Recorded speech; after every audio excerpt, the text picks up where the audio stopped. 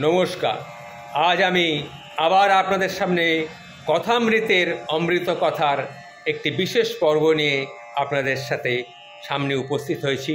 ঠাকুরের কিছু কথা আপনাদের সামনে আপনাদের সামনে তুলে ধরতে চাই, একটু মন দিয়ে শুনবেন। সর্বধর্মং পরিত্যজ্যং মামেকং শরণং ব্রজ অহং ত্বাং সর্বপাপেভ্যঃ মোক্ষয়িষ্যামি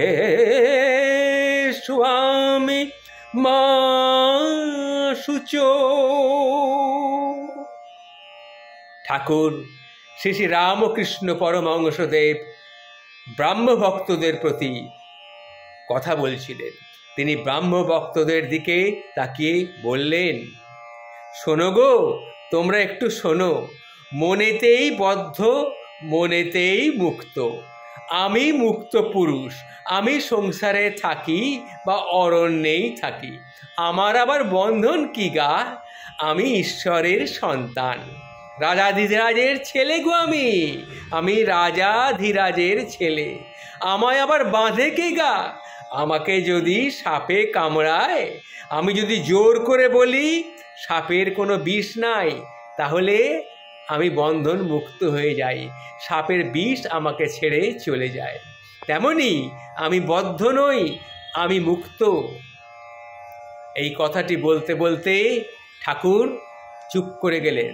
তারপরে বললেন, শোনো গো শোনো, এই কথাটি কিন্তু রোগ করে বলতে হবে।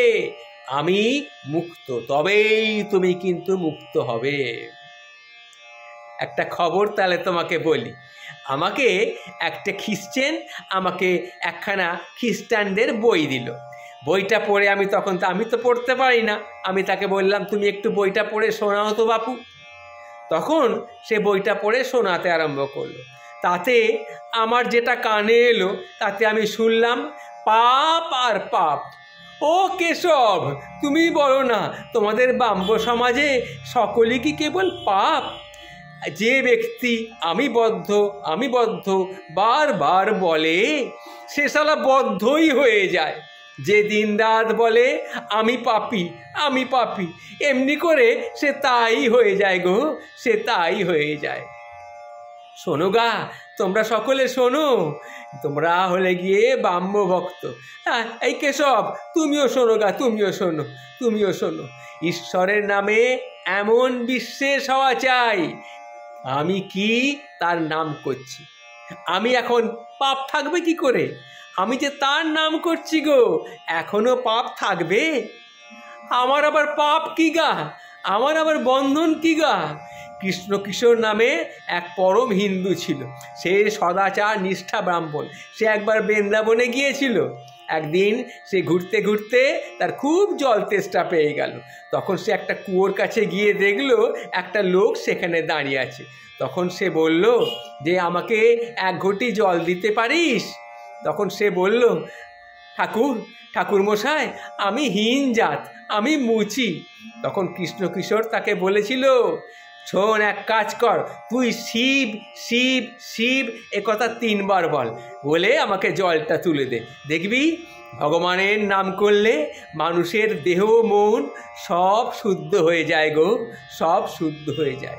কেবল পাপ আর নরক এইসব কথা কেন গা? একবার বলো তো, যে অন্যায় কর্ম যা করেছি আর তা করব না, এই কথা বলে তার নামে বিশ্বাস করো। এই কথা বলে ঠাকুর একটু গান ধরলেন। আমি দুর্গা বলে মা, আমি দুর্গা বলে মা মরি। আখেরে দিনে না তারো কেমনে, আখেরে দিনে না তারো কেমনে জানা যাবে গো শঙ্করী। শোনো গা, আমি মার কাছে কেবল ভক্তি চেয়েছিলাম গা, ফুল হাতে করে মার পায়ে দিয়েছিলাম আর বলেছিলাম, মা এই নাও তোমার পাপ, এই নাও তোমার পুণ্য, এই নাও তোমার শুদ্ধা ভক্তি, এই নাও তোমার সূচি, এই নাও তোমার অসুচি। আমায় শুদ্ধা ভক্তি দাও মা, আমায় শুদ্ধা ভক্তি দাও। এই নাও তোমার ধর্ম, এই নাও তোমার অধর্ম। আমাকে শুধু তুমি শুদ্ধা ভক্তি দাও মা, শুধু শুদ্ধা ভক্তি দাও। কালী কল্পতরু মূলের মন, চারি ফল কুড়ায়ে পাবি। প্রবৃত্তি নিবৃত্তি যায়া, তার নিবৃত্তিরে সঙ্গে লবি। ওরে বিবেক, তার নামে বেটা, তত্ত্ব কথা তাই শুধাবি। সূচি অসুচিরে লয়ে, দিব্য ঘরে কবে শুবি। যখন 203 পীড়িত করে, তখন তুই শ্যামা মাকে পাবি রে, তখন তুই শ্যামা মাকে পাবি। সংসারে ঈশ্বর লাভ হবে না কেন গা? সংসারে ঈশ্বর লাভ হবেনি কেন? জনক রাজার হয়েছিল। এই সংসার হলো গিয়ে ধোঁকার টাটি। একথা আমি নয়, একথা পেশাদ বলেছিল। তার পাদপদ্মে ভক্তি লাভ করলে এই সংসারই মজার কুটি। আমি খাই দাই আর মজা লুটি। জনক রাজা মহাতেজা, তার বা কিসের ছিল ত্রুটি? এই যে সে যে এদিক ওদিক দুদিক রেখেছিল, খেয়েছিল সে দুধের বাটি। বুঝলে, খেয়েছিল সে দুধের বাটি। ঠাকুরের এই কথা শুনে সবাই অট্টহাস্য করে উঠল। এ কথা শুনে সবাই অট্টহাস্য করে উঠল।